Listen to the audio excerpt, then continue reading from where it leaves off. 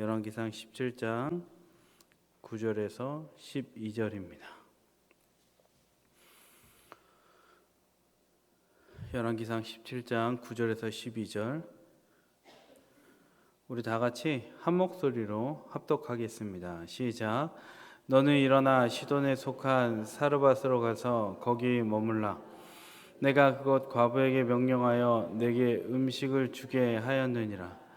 그가 일어나 사르밧으로 가서 성문에 이를 때에 한 과부가 그곳에서 나뭇가지를 줍는지라.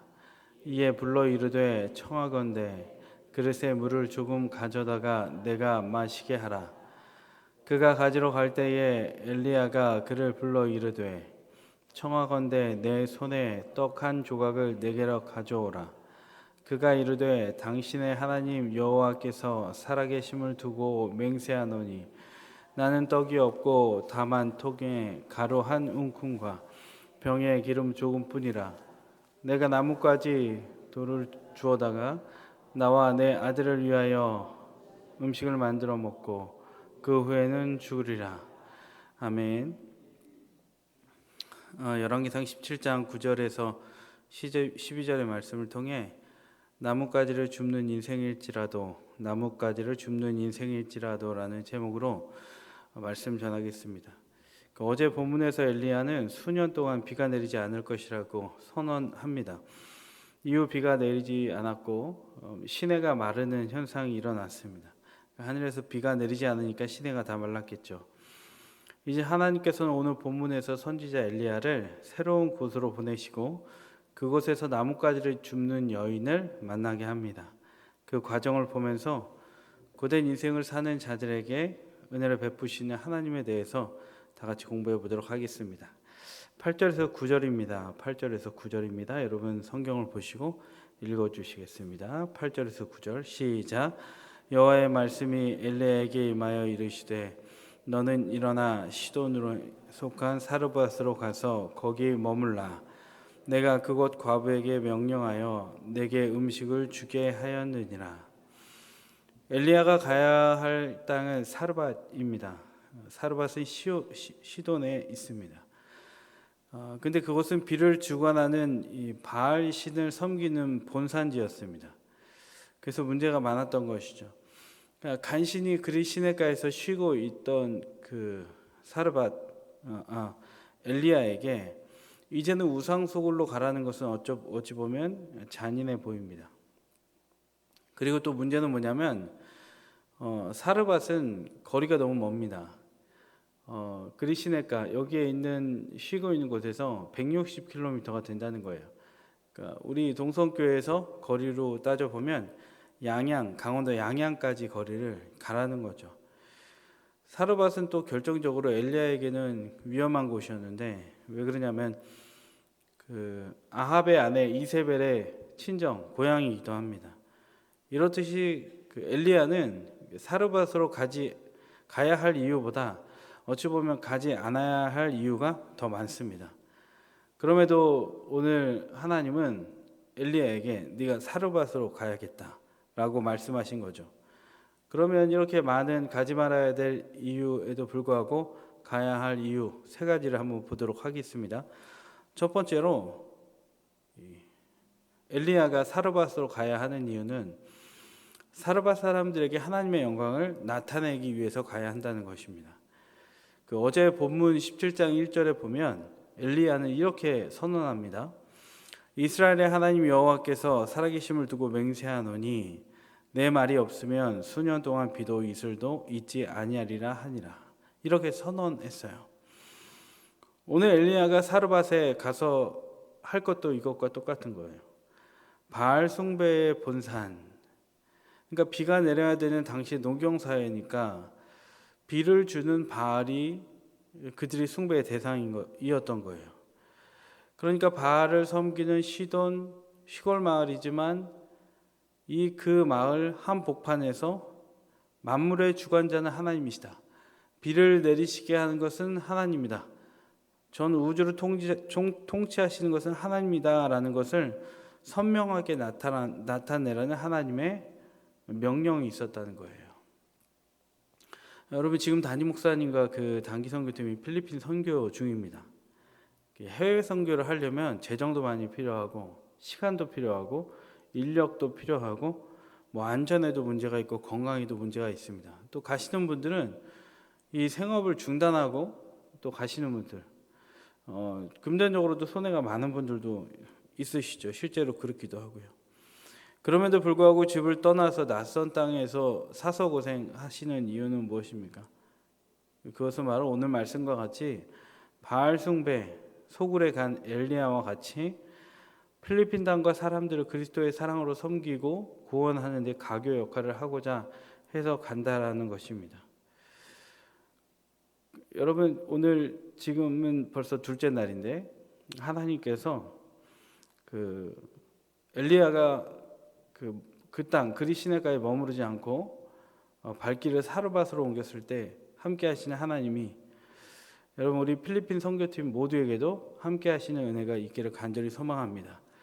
여러분도 그와 같은 이유로 우리의 인생을 바라볼 때도 마찬가지예요. 우리가 인생 가운데에 교회에서 많은 사명들을 감당합니다. 세상적으로 바쁘고 그만큼 시간을 내려면 세상에서 많은 사람들이 투자하는 시간만큼 세상에 나아가 있지 못합니다. 그러면 소외될 수도 있습니다. 그러나 그것은 하나님 우리에게 거룩히 주시는 교회에서의 명령인 거예요. 교회에서 교사를 하고 부서에서 일을 하고 또 여러 가지 것들로 섬깁니다. 교회에서는 주일날 또 식당에 가서 11시부터 10시 반부터 봉사를 해야 합니다. 또 따져보면 나는 건강이 안 좋아서 사역에 동참하지 못하고 또 때로는 예배 오지 못할 이유도 많이 있을 수 있습니다. 그러나 하나님은 그런 모든 상황을 아심에도 불구하고 엘리야를 불러 올리셔서 그 땅에 가서 사르밧에 가서 하나님의 영광을 선포하라고 했습니다. 우리도 마찬가지죠. 세상에 많은 일들, 하지 말아야 될 섬김들, 이유를 많이 찾을 수 있습니다. 그러나 하나님은 그 어느 곳에서도 또 공동체에 가서도 하나님의 빛을 드러내기를 원하시는 하나님의 뜻이 있는 줄 믿습니다. 그러므로 어려운 가운데도 하나님의 영광을 선포하고 자랑할 때 하나님이 귀히 쓰시는 인생 될 줄로 믿습니다. 그리고 그 인생 가운데 엘리야에게 함께 하시는 하나님이 우리의 인생 가운데도 함께 하실 줄 믿습니다. 두 번째 이유, 엘리야가 사르밧으로 가야 했던 두 번째 이유는 하나님이 사르밧 과부를 구원하고자 작정하셨기 때문이에요. 사르밧 과부를 구원하기로 작정하셨기 때문입니다. 여러분 성경 10절입니다. 10절 다 같이 읽겠습니다. 시작. 그가 일어나 사르밧으로 가서 성문에 이를 때에 한 과부가 그곳에서 나뭇가지를 줍는지라.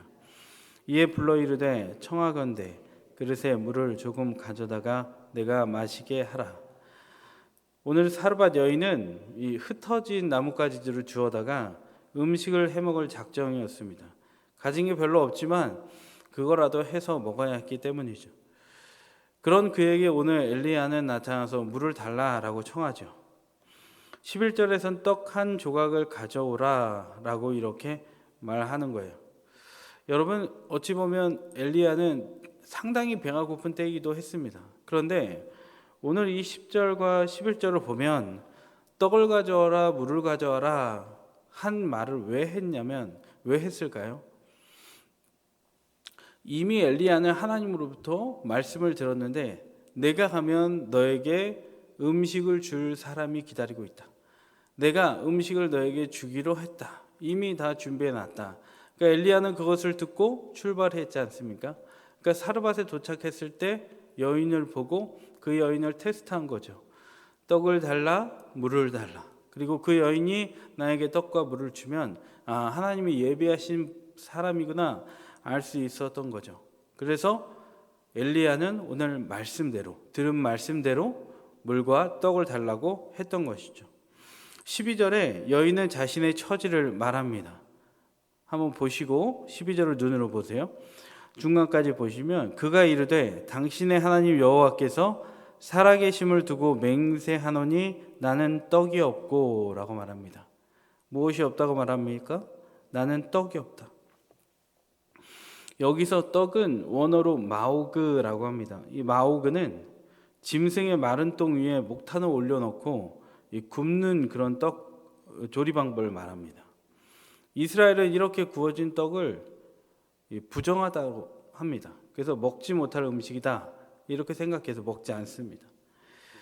근데 여인은 이렇게 말한 거죠. 나는 떡이 없다. 그러니까 그런 부정한 떡도 아무것도 없다. 이조차도 없다. 그러니까 나는 조금 남겨진 가루 그리고 기름으로 음식을 먹고 난 죽을 것이다. 죽을 작정이었던 거예요. 그나마 남은 재료 가루와 기름은 그에게 있어서 최후의 만찬용이었던 거예요. 여러분, 이런 생사의 갈림길에 있는 선 여인은 엘리야의 말을 듣고 어떻게 이행을 합니까? 어떤 고민도 하지 않습니다. 어떤 말도 하지 않고 자기에게 있는 가루와 물로 음식을 만들어서 엘리야의 말에 순종합니다. 그때 순종의 결과가 나옵니다. 15절, 16절입니다. 15절, 16절 같이 읽겠습니다. 시작. 그가 가서 엘리야의 말대로 하였더니 그와 엘리야와 그의 식구가 여러 날 먹었으나 여호와께서 엘리야를 통하여 하신 말씀과 같이 통의 가루가 떨어지지 아니하고 병에 기름이 없어지지 아니하니라. 아멘. 여러분, 분명히 약속했지 않습니까? 엘리야가 이 흉년이 끝날 때까지, 이 가뭄이 끝날 때까지 나에게 음식을 대접하면 절대 통에 기름과 가루가 끊어지지 않을 것이다. 그래서 모두가 같이 먹었어도 가루와 병의 기름이 떨어지지 않은 것으로 결론이 났어요. 여러분, 한 여인의 순종이 모든 가족들을 구원했습니다. 한 여인의 순종이 엘리야를 구원했다는 거예요. 여러분, 뒤에 열매가 나오기 위해서는 먼저 무엇이 돼야 합니까? 먼저 무조건적인 순종이 있어야 할 줄로 믿습니다. 17절에서 24절을 보시면 여인의 아들이 갑자기 병들어서 죽게 됩니다. 이 상황을 한번 떠올려 보세요. 이제 먹을 것이 없다가 엘리야의 말씀대로 하신 말씀대로 그대로 따랐어요. 그랬더니 이제 먹을 것이 생겼습니다. 오늘 딱 먹고 내일은 죽을 것이었어요. 그런데 이제 산 것이죠. 힘들고 어렵게 살다가 엘리야를 만나 이제 먹고 살만하니까 자녀가 죽게 된 거예요. 우리 주변에서 그런 사람들 보죠. 평생 고생하다가 이제 좀 먹고 살만하니까 우리 이웃이 갑자기 그 사람이 암에 걸렸어. 갑자기 집안에 문제가 생겼어요. 그럼 지금 좋은 일들이 다 아무 의미 없이 느껴질 때가 참 많아요. 그 인간이 생각한 바가 그럴 수밖에 없어요. 그런데 오늘 그런 거예요. 사라밧 과부가 이제야 좀 엘리야 덕분에 먹고 살만하니까 자녀가 심히 앓다가 죽게 된 거예요. 그래서 여인이 무슨 생각했냐면, 이게 내 죄 때문에 그렇구나. 이 내가 죄로 인함이구나 라고 자책합니다. 자책을 먼저 했어요. 그러다가 18절에서는 문제 앞에서 또 이런 말을 합니다. 여러분, 18절 같이 한번 읽어보겠습니다. 시작. 여인이 엘리야에게 이르되 하나님의 사람이여, 당신이 나와 더불어 무슨 상관이 있기로 내 죄를 생각나게 하고 또 내 아들을 죽게 하려고 내게 오셨나이까. 처음에는 자책했어요. 자신의 죄가 떠올랐어요. 근데 이제는 누구 탓합니까? 사건 앞에서 남 탓하는 거예요. 여러분, 이 사건들은 모두가 다 하나님이 사르밧 여인을 구원하기 위해서 펼치신 일들이에요. 근데 사르밧 여인의 구원을 위해 버리신 하나님의 계획임에도 불구하고 그 뜻을 헤아리지 못하니까 어느 순간엔 자기 탓하는 거예요. 또 어느 순간엔 남 탓하는 거예요. 행간을 잃지 못하니까 뒤죽박죽이 되어버리는 인생이 되어버렸다는 거예요. 여러분, 우리도 그렇지 않습니까? 사건이 일어나면 남 탓하기 바쁩니다. 저 사람 때문에 저래, 저 사람 때문에 이렇게 된 거야 라고 생각해요. 또 때로는 우울해져 가지고 자기의 인생을 비관하고 비판합니다. 여러분, 그러나 문제를 만날 때 우리가 먼저 품어야 될 말은, 생각은 무엇이냐면, 나를 원망하는 것도 아니고 남을 원망하는 것도 아니고 하나님 앞에 바로 무릎 꿇어서 하나님이 문제 속에 담긴 하나님의 뜻과 구원의 큰 그림을 이해하게 주시옵소서. 그리고 그 큰 그림을 이해할 수 있는 은총이 우리 가운데 있기를 바랍니다. 여러분, 그것이 먼저 무릎 꿇음이 없으면, 간구함이 없으면 사건을 오도하고 내 탓, 남 탓하다가 인생이 평생 전쟁하다가 끝날 수밖에 없는 인생이 될 수밖에 없다는 거예요. 근데 하나님은 사르밧 여인의 무엇을 계획했다고 했죠? 구원을 계획했다고 했습니다. 오늘 그래서 엘리야가 사르밧으로 넘어간 거 아닙니까? 그래서 하나님은 그를 구원해냅니다. 19절에서 23절은 이런 장면이 펼쳐져요. 여인이 아들을 가슴에 안고 품고 절규하고 있는 거예요. 그 여인에게 엘리야가 다가와서 이렇게 얘기해요. 아들의 시신을 달라. 너의 아들의 시신을 나에게 줘라. 그랬어요. 그랬더니 시신을 줬겠죠. 이후 엘리야는 자신이 머물던 방으로 그 시신을 데리고 갑니다. 엘리야도 참 대단한 거예요. 시신을 데리고 가서 혼자 그 앞에서 부르짖고 절규하면서 간절한 기도를 하나님 앞에 드립니다. 하나님 살려주십시오 합니다. 간절한 기도 후에 어떻게 됐습니까? 하나님의 뜻하신 바가 있어서 하나님의 뜻하심이 없고 그냥 천국 데려가시려면 그 좋은 천국에 먼저 데려가시는 거예요. 그런데 하나님은 뜻하신 바가 있어서 아들을 다시 살려내십니다. 여러분, 결국 하나님은 아들을 죽이고자 하는 계획이 하나님의 시나리오에 없었던 거예요. 그리고 아들이 죽게 될 것도 미리 하나님은 아셨다는 거예요. 여러분, 하나님은 사르밧 여인의 육신적인 문제와 영적인 문제와 구원의 문제를 계획하신 줄 믿습니다.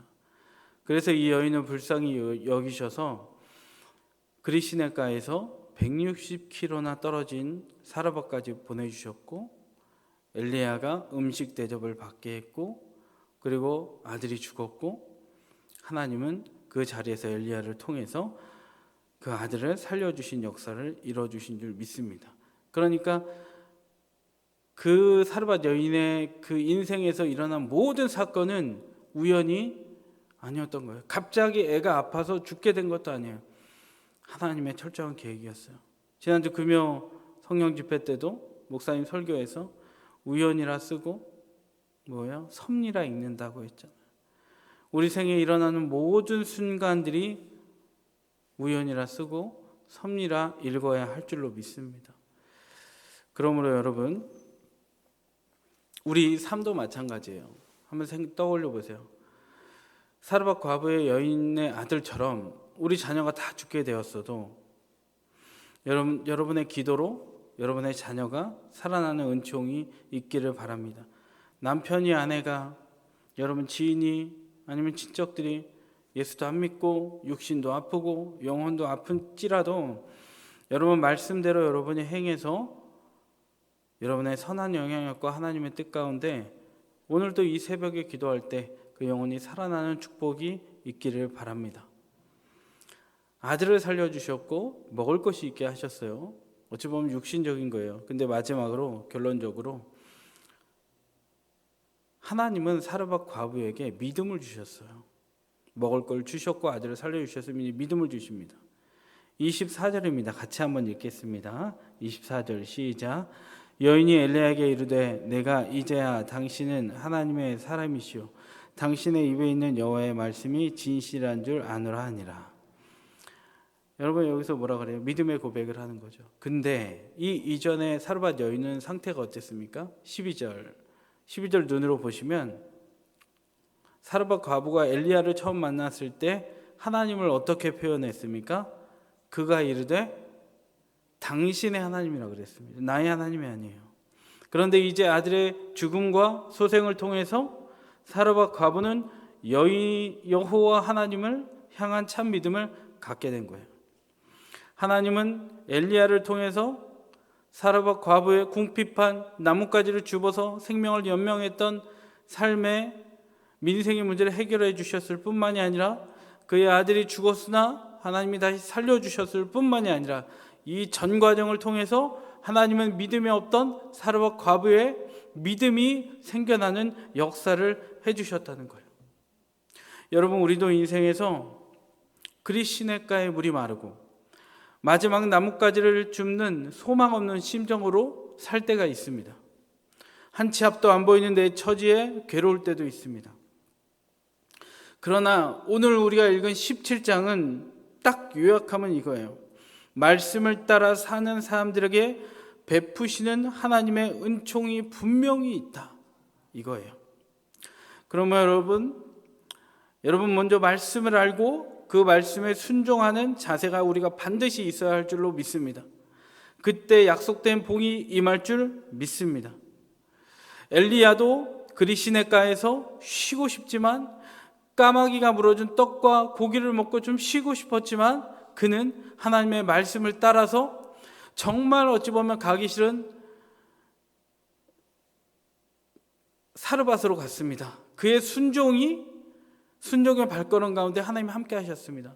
그리고 그가 발을 떼고 말씀대로 행했더니 사르밧 여인을 만나게 되었고, 사르밧 여인의 궁핍한 삶을 책임져줬고, 아들의 소생을 책임졌고, 그리고 무엇입니까? 그 영혼이 사르밧 과부가 남편이 없어 힘든 삶이지만 결국엔 천국 백성이 되는 데까지 하나님의 역사를 이루어 주셨다는 거예요. 여러분, 이 삶이 우리의 삶이 되기를 원합니다. 기독교는 복받는 종교입니다. 이것이 기복이 아니에요. 하나님은 생육 번성 충만하라 땅에 다스리라 라고 했습니다. 하나님 우리에게 복을 주기를 원하세요. 근데 그 복이 박탈된 순간은 언제입니까? 불순종했을 때입니다. 그러면 여러분 거꾸로 생각해 보면 우리가 다시 복받는 순간은 언제입니까? 성경의 이 오늘의 말씀의 원리와 같이 하나님의 말씀에 순종할 때 하나님은 복을 허락하실 줄 믿습니다. 성경 우리에게 영혼의 복, 천국의 복만 얘기하지 않습니다. 이 땅에서의 복도 허락하십니다. 여러분, 하나님의 말씀을 먼저 순종하셔서 통의 가루가 떨어졌을지라도, 병의 기름이 거의 말랐을지라도, 마른 나뭇가지를 주울 수밖에 없는 인생일지라도 말씀을 순종함으로 하나님이 예비하신 복을 받는 여러분 인생이 되기를, 그 은총이 임하기를 간절히 소망합니다. 기도하겠습니다. 하나님 아버지, 우리가 말씀에 순종하기를 원하고 하나님이 때에 따라 주시는 복을 받고 누리기를 원합니다. 기복정신이 아니라 하나님이 마땅히 사랑하는 자녀에게 주시는 영육의 범사의 복을 받기를 원하오니 우리가 먼저 하나님의 말씀대로 살게 하여 주시옵소서. 그리하여서 하나님과 소통하고 형통한 복, 이 땅에서의 삶을 살아낼 수 있는 복으로 우리가 많은 사람들을 섬기게 도와주시고 교회를 섬기게 도와주시옵소서. 아버지요, 엘리야가 160km나 되는 사르밧으로 향한 것처럼, 아니 그보다 먼저 예수님께서 이 땅 가운데, 하늘에서 이 땅 가운데 오셔서 아버지 우리 대신 십자가를 지시고 우리를 구원하여 주셨습니다. 그것에 감사하며 사는 복된 하루 되게 도와주시고, 하나님 오늘도 귀한 예물 하나님께 드렸는데 쓰여진 곳에 하나님의 역사와 영광만이 드러날 수 있도록 함께하여 주시고, 궁핍한 가운데 정말 마른 나무 막대기를 모으는 심정으로 드린 손길 위에 하나님 채우시는 은총을 허락하여 주시옵소서. 감사드리며 예수님 이름으로 기도드립니다. 아멘.